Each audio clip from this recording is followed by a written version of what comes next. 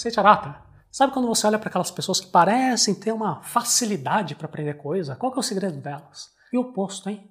Qual que é o vício de comportamento que mantém alguns alunos presos na tal da mediocridade acadêmica? Você consegue imaginar o que os bons alunos têm de diferente? O que separa a genialidade da mediocridade é a persistência. E para ilustrar um comportamento de aluno que fica acima da média, eu trago para você uma história verídica. É uma enfermeira jovem, 20 e poucos anos, cabelos negros, óculos arredondados, chamada René. René estava na frente do computador, sendo filmada por um professor enquanto ela ficava tentando resolver um probleminha de álgebra. E em um único exercício ela passou 22 minutos testando diferentes variáveis, diferentes hipóteses até que ela chegou na resposta final. Ela conversa sozinha falando, entendi, se eu aumentar esse número, aí acho que eu consigo. Não deu certo. E agora? Peraí, se eu mudar a outra variável, talvez ajude. Opa, melhorou. Se eu diminuir um pouquinho mais, agora eu consigo resolver. Não deu certo. O que aconteceu? O que torna interessante o caso da René? É a persistência. A gente até pode ir além e dizer o seguinte, o que separa os bons alunos dos medíocres é a persistência. Vamos explicar isso melhor. A persistência serve para prever resultados. Tem um exame internacional chamado TIMSS, que é o Trends in International Mathematics and Science Study, que é parecido com o exame PISA, bastante famoso no Brasil, que é o Program for International Student Assessment, e é um exame para coletar dados de resultados acadêmicos comparando resultados de diferentes países. Só que além do próprio exame, do TIMSS, também tem um questionário de pesquisa, é um questionário de fundo, que não são exercícios, são apenas perguntas sobre quem é o aluno. Por exemplo, quantas vezes por semana seu professor te dá lição de casa, qual que é a sua opinião sobre a importância da matemática, qual que é a sua opinião sobre a sua escola. Esse censo estudantil tem várias perguntas e para uma criança, para um adolescente, é um processo meio cansativo ter que preencher tudo, dá para entender. E é muito comum que vários alunos deixem muitas perguntas em branco. E lembrando, isso aqui é apenas um questionário para saber do perfil socioeconômico do aluno. Não é a prova, não tem exercício para resolver. E a parte interessante vem agora. É um time de 3 pesquisadores que identificou que a persistência funciona como um fator para ajudar a prever o desempenho do aluno na prova. Os alunos que não têm persistência nem mesmo para preencher um questionário de perfil socioeconômico, uma coisa básica, quase sempre não têm persistência para resolver a prova. Imagina se amanhã você convoca uma Olimpíada de Matemática chamando 1000 alunos de cada país do planeta. O país vencedor do primeiro lugar não é uma nação de gênios. É apenas o país onde tem mais alunos com disciplina, com persistência para enfrentar os desafios, com dignidade, com brio. Aliás, nessa Olimpíada de Matemática até daria para prever quais países ficariam no topo, quais países provavelmente vão ficar no fundão, sem ter que fazer uma única pergunta de matemática. É só dar a eles uma tarefa que meça a persistência. Sucesso acadêmico é questão de postura. Infelizmente tem por aí muitas pessoas que acham que para entender alguma matéria tem que ter um certo dom, uma genialidade, uma vocação, um talento, uma habilidade especial. Isso está errado. O que faz toda a diferença para o aprendizado não é a habilidade, é a atitude. É postura, é a mentalidade diante do estudo. Quando eu estudo qualquer assunto, seja assuntos de psicologia, empreendedorismo, saúde, finanças, relacionamentos, qualquer um dos temas que você já viu aqui na Arata Academy e no Nato Good, eu sempre lembro da mentalidade como o primeiro passo. Qual que é a intenção por trás? Qual que é o estado mental? Qual que é a postura que eu vou adotar? Onde tem vontade, tem possibilidade. Onde existe dedicação e persistência, haverá resultado para poder superar as dificuldades adiante. O comportamento que nós queremos modelar a partir do exemplo da história de hoje é não desistir. É saber que no fundo nós temos a capacidade já de resolver o problema ou podemos adquirir essa capacidade. Isso nos ajuda a não abandonar o processo na metade. E repare que a jovem enfermeira da história, a René, ela não é especialista em matemática, só que ela tem algo que a diferencia da maior parte dos alunos, que é a persistência. O aluno mediano é aquele que tenta 2, 3 vezes, fazer aquela cara de coitadinho, falar, professor, não consegui entender, qual que é a resposta? Se você deseja aprender qualquer matéria, não interessa se é matemática, cardiologia, idioma estrangeiro, meditação, química orgânica, qualquer coisa, primeiro você tem que desenvolver a sua persistência e a disposição para fazer o trabalho duro. E atenção, se liga aí que é a hora da revisão. Olá pessoal, eu sou o farmacêutico Expedito Júnior e hoje você vai assistir a nossa 4ª aula, onde iremos fazer um apanhado, uma revisão da primeira, segunda e terceira aula, onde vimos a introdução à anatomia e à fisiologia humana, com os posicionamentos anatômicos, os eixos de movimento e a nossa aula de estudo dos movimentos.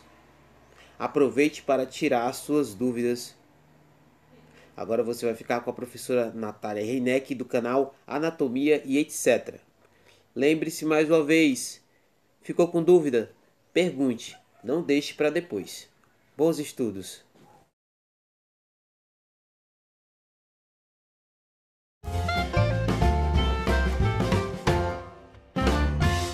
Revisando então, como a anatomia é uma ciência descritiva, é importante que a gente conheça exatamente os seus termos e posições para que a gente possa descrever os órgãos e as estruturas do corpo de maneira adequada e assertiva. O corpo pode ser visto por 3 vistas principais.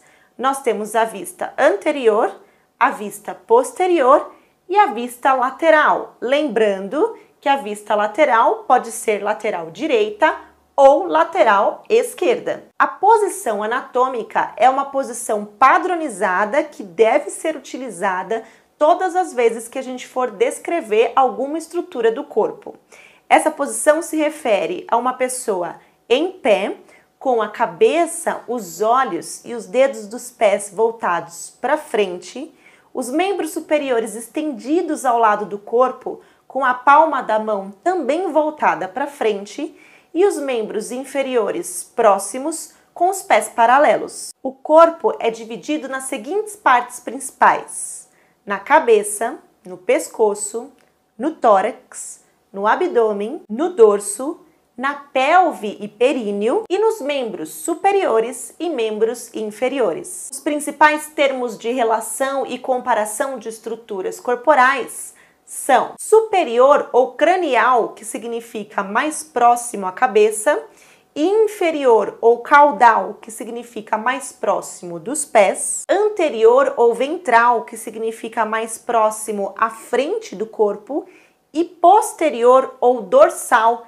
que significa mais próximo à parte de trás do corpo, medial e lateral, sendo que medial é mais próximo ao plano mediano do corpo, enquanto lateral é mais longe, mais distante do plano mediano do corpo. Superficial, intermediário e profundo, sendo que superficial é mais próximo à superfície do corpo, profundo é mais longe da superfície do corpo e intermediário entre esses dois. E proximal e distal, sendo que proximal significa mais próximo à origem do membro ou ao tronco e distal significa mais longe, mais distante da origem do membro. Os principais termos de lateralidade são bilateral, quando a estrutura está localizada dos 2 lados do corpo, e unilateral, quando ela está localizada de um único lado. E também temos o termo ipsilateral, que significa do mesmo lado,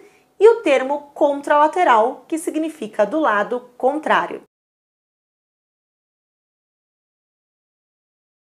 Revisando então, os planos anatômicos são cortes imaginários que atravessam o nosso corpo, enquanto os eixos são linhas imaginárias ao redor das quais acontecem os movimentos do nosso corpo. Os planos anatômicos são o plano sagital mediano, que é um plano vertical e que divide o corpo em 2 metades, em 2 lados iguais, lado direito e lado esquerdo, e os demais planos sagitais que passam paralelos ao plano sagital mediano. Os planos frontais, que são planos de corte também verticais, mas que dividem o corpo em 2 partes, em parte anterior e parte posterior.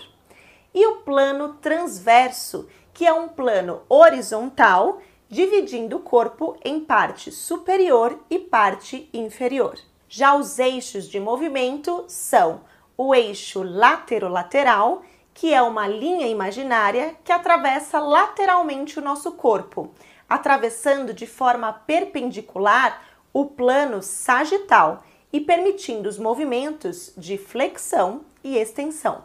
O eixo anteroposterior, que atravessa o nosso corpo de frente para trás, penetrando no plano frontal e permitindo os movimentos de abdução e adução. E o eixo longitudinal, que atravessa o nosso corpo de cima para baixo, atravessando também de forma perpendicular o plano transverso e permitindo os movimentos de rotação.